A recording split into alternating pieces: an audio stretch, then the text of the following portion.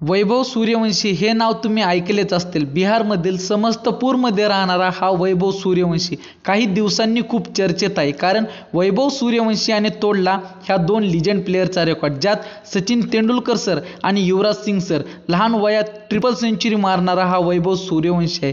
त्याने त्याच्या एजच्या 12व्या वर्षी रणजी ट्रॉफीमध्ये डेब्यू केले, ज्यात एका वर्षामध्ये त्याने 49 शतक ठोकले आणि कमी वयात ट्रिपल सेंचुरी मारणारा हा पहिला खेळाडू बनला।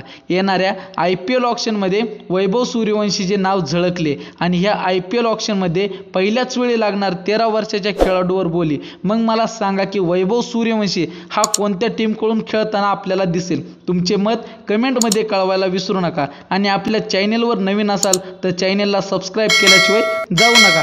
अशा नवनवीन अपडेट्ससाठी पाहत राहा दी रोहन गंडले ऑफिशियल।